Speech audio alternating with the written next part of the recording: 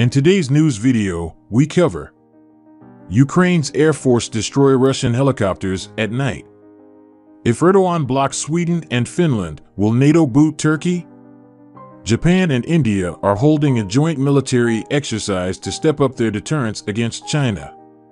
Indian Navy holding major drills in Indian Ocean. U.S. House calls for North Korea to return captured USS Pueblo. Enjoy watching and don't forget to like and subscribe so you don't miss out on important news. The Air Force of the Armed Forces of Ukraine destroyed 3 Russian Ka-52 helicopters on the night of January 24th. During a 30-minute anti-aircraft combat from midnight to 0:30 on January 24th, 2023, Ukrainian air defenses destroyed 3 Russian Ka-52 attack helicopters in the country's east, Ukraine's Air Force Command reported. In the course of January 23rd, from 10 to 1600 hours, anti-aircraft missile units of the Air Force of the Armed Forces of Ukraine destroyed 6 air targets also in the eastern direction, 2 Russian Su-25 attack aircraft, a Ka-52 attack helicopter, 2 Kh-59 guided air-based missiles, and an Orlan-10 operational tactical UAV, according to the Air Force Command. We have reached one of the most important moments in the 7-decade history of the North Atlantic Treaty Organization. Sweden and Finland are set to join the alliance, just as the Russian war on Ukraine reaches its first anniversary. Yet Turkey, alone of all the members, is slowing this vital chance to bring Stockholm and Helsinki on board. It is time to stop this exercise in unilateral obstruction and simply say yes. Turkish reticence, led by President Recep Tayyip Erdogan, is a gift to a heinous war criminal, Russian President Vladimir Putin. In 2009, when I became Supreme Allied Commander of NATO, the first capital I visited was not London, despite the UK being the strongest supporter of our collective efforts in Afghanistan other than the US. Nor did I choose to go to Paris, Berlin, Rome, Madrid, not even Athens, despite my Greek-American heritage. The first place I went to was Ankara, Turkey. I wanted to recognize everything the Turks had done for NATO before and after the fall of the Soviet Union.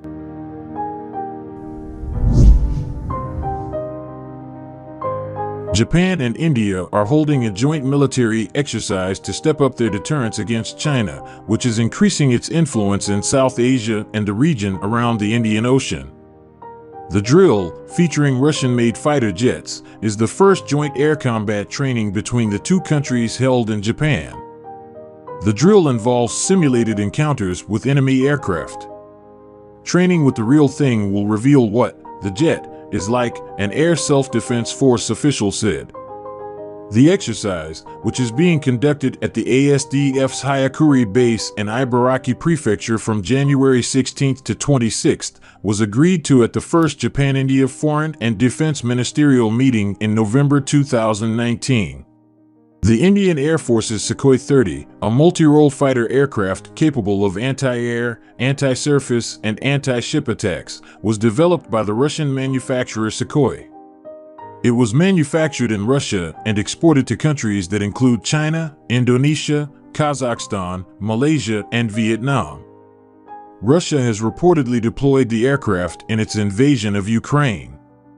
Although Chinese Sukhoi 30 have been spotted near Japanese airspace, detailed data of the aircraft remain unknown to ASDF officials.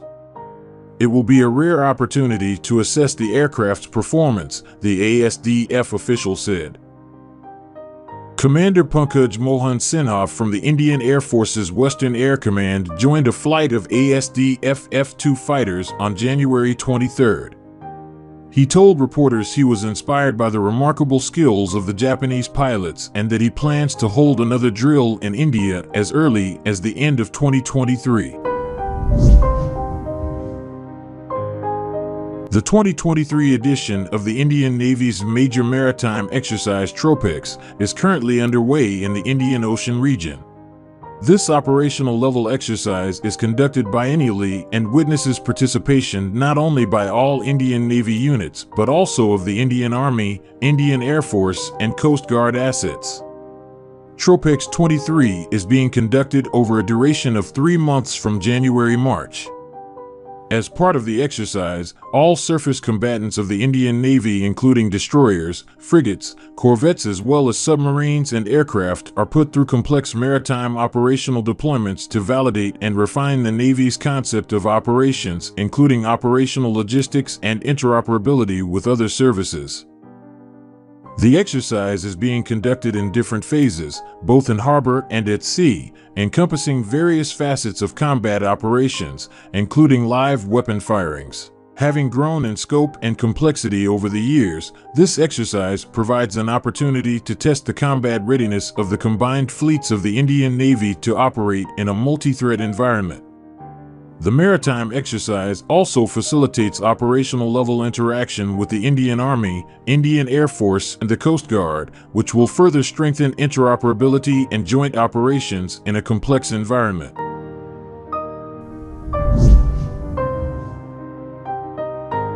Seoul, January 24th, UPI. The U.S. House of Representatives introduced a resolution calling on North Korea to return a Navy ship that it seized 55 years ago and now keeps on display as a tourist attraction.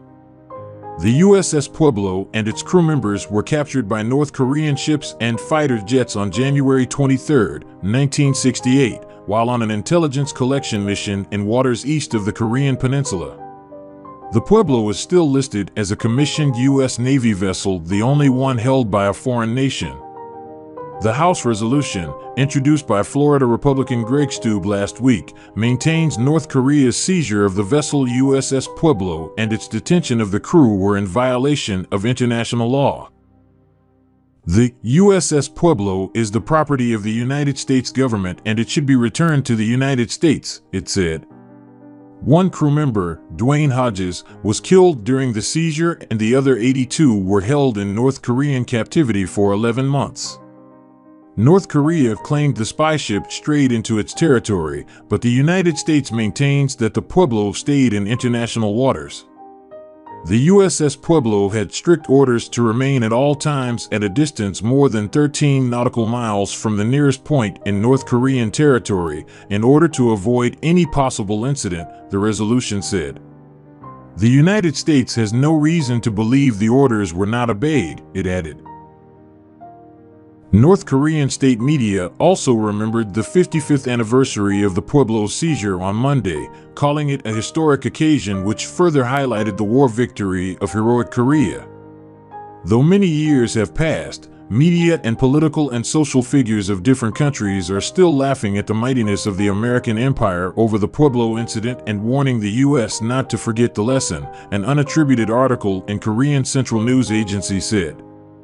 In 2013, North Korea moored the USS Pueblo near the Victorious Fatherland Liberation War Museum in Pyongyang and opened it to the public for guided tours.